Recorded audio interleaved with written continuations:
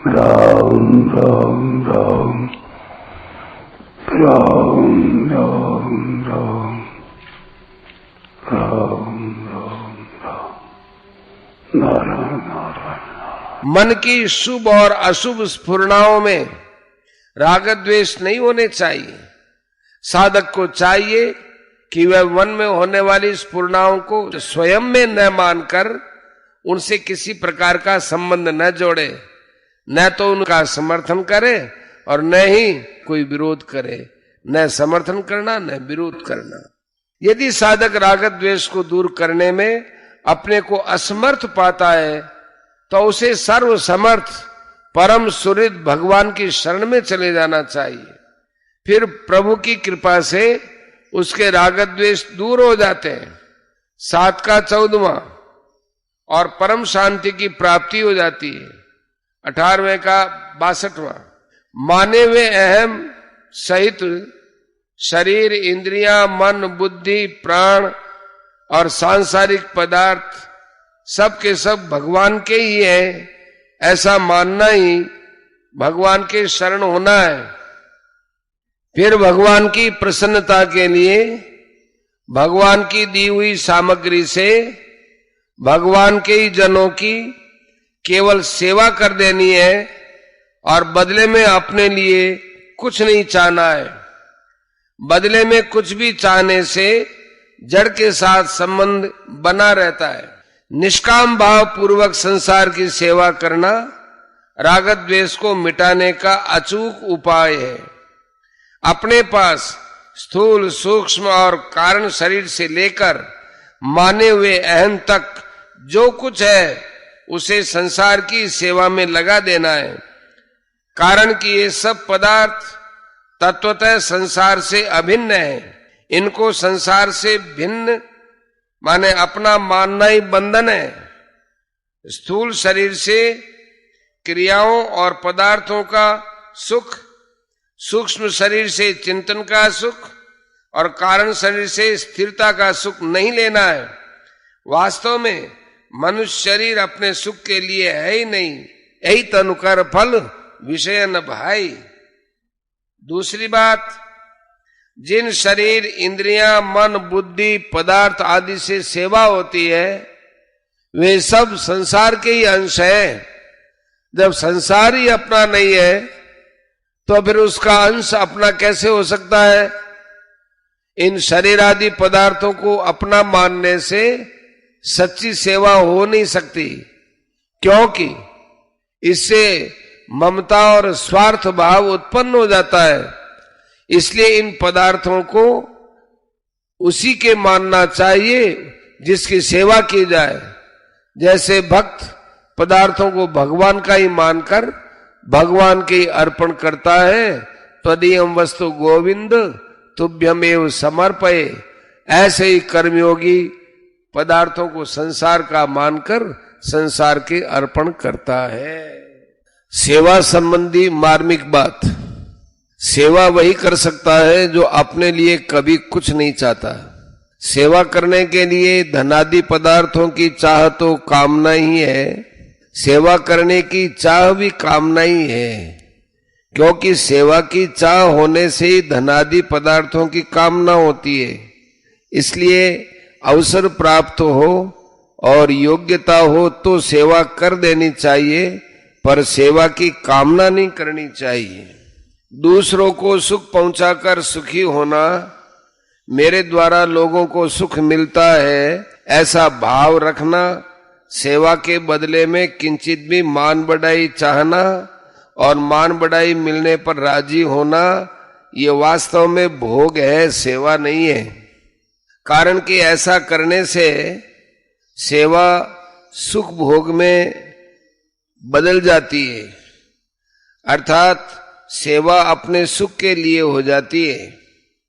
अगर सेवा करने में थोड़ा भी सुख लिया जाए तो वह सुख धनादि पदार्थों में महत्व बुद्धि पैदा कर देता है, जिससे क्रमशः ममता और कामना की उत्पत्ति होती है।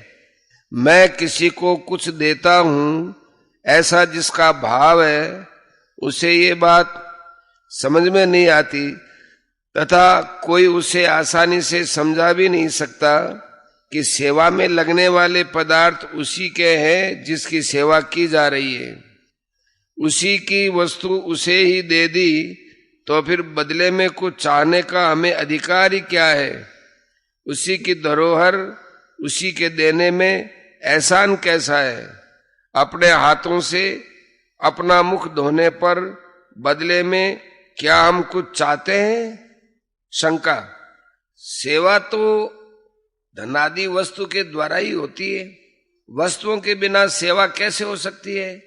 अतः सेवा करने के लिए भी वस्तुओं की चाह न रखने से क्या तात्पर्य है। समाधान, स्थूल वस्तुओं से सेवा करना तो बहुत स्थूल बात है। वास्तव में सेवा तो भाव है, कर्म नहीं। कर्म से बंधन और सेवा से मुक्ति होती है। सेवा का भाव होने से अपने पास जो वस्तु है वह स्वतः सेवा में लगती है।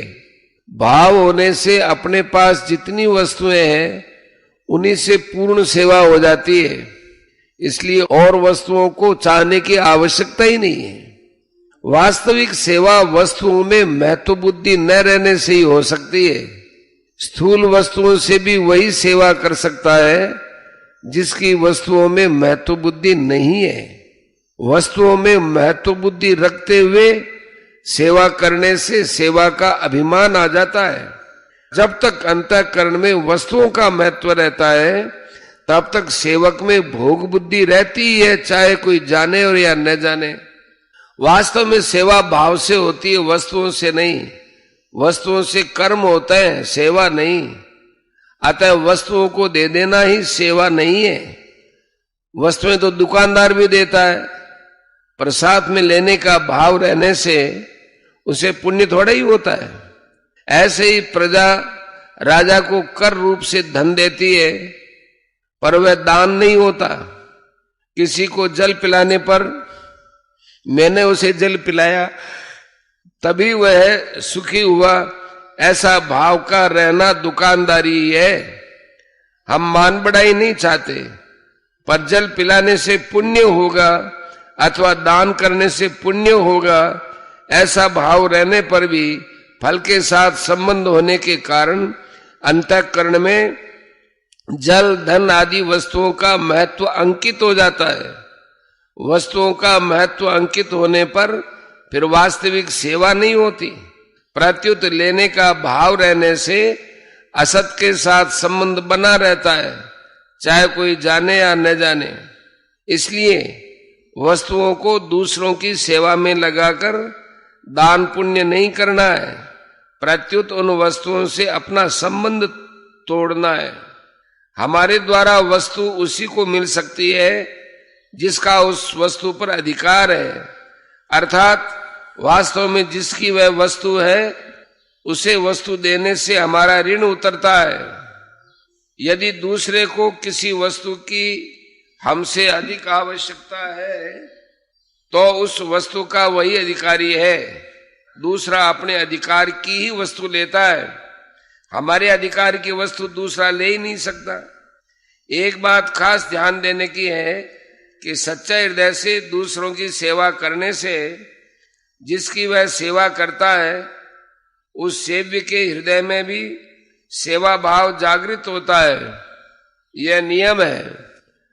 सच्चे हृदय से सेवा करने वाला पुरुष स्थूल दृष्टि से तो पदार्थों को सेव्य की सेवा में लगाता है, पर सूक्ष्म दृष्टि से देखा जाए तो वह सेव्य के हृदय में सेवा भाव जागृत करता है।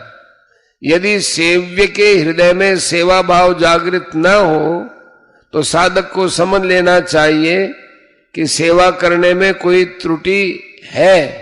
अतः साधक को इस विषय में विशेष सावधानी रखते हुए ही दूसरों की सेवा करनी चाहिए और अपनी त्रुटियों को खोजकर निकाल देना चाहिए।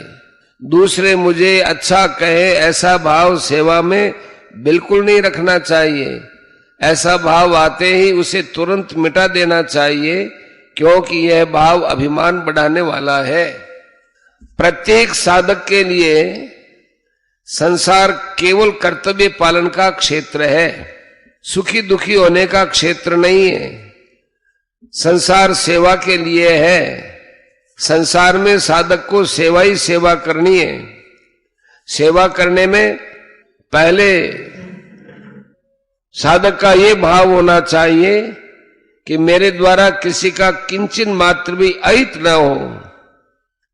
संसार में कुछ प्राणी दुखी रहते हैं और कुछ प्राणी सुखी रहते हैं। दुखी प्राणी को देखकर दुखी हो जाना और सुखी प्राणी को देखकर सुखी हो जाना भी सेवा है, क्योंकि इससे सुखी और दुखी दोनों व्यक्तियों को सुख का अनुभव होता है और उन्हें बल मिलता है कि हमारा भी कोई साथी है। दूसरा दुखी है तो उसके साथ हम भी हृदय से दुखी हो जाए कि इसका दुख कैसे मिटे, उससे प्रेम पूर्वक बात करें और सुने, उससे कहें कि प्रतिकूल परिस्थिति आने पर घबराना नहीं चाहिए। ऐसी परिस्थिति तो भगवान राम एवं राजा नल, हरिश्चंद्र आदि बड़े बड़े पुरुषों पर भी आती है। आजकल तो अनेक लोग तुम्हारे से भी ज्यादा दुखी हैं, हमारे लायक कोई काम हो तो कहना, इत्यादि बातें जरूर कहनी चाहिए। ऐसी बातों से वह राजी हो जाएगा। ऐसे ही सुखी व्यक्ति से मिलकर हम भी हृदय से सुखी हो जाएंगे, बहुत अच्छा हुआ, वह राजी हो गया। इस प्रकार हम दुखी और सुखी दोनों व्यक्तियों की सेवा कर सकते हैं। दूसरों के सुख और दुख दोनों में सहमत होकर हम दूसरों को सुख पहुंचा सकते हैं।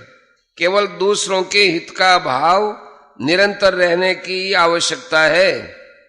जो दूसरों के दुख से दुखी और दूसरों के सुख से सुखी होते हैं वे संत होते हैं। गोस्वामी तुलसीदास जी महाराज ने संतों के लक्षण में कहा है, पर दुख दुख सुख सुख देखे पर।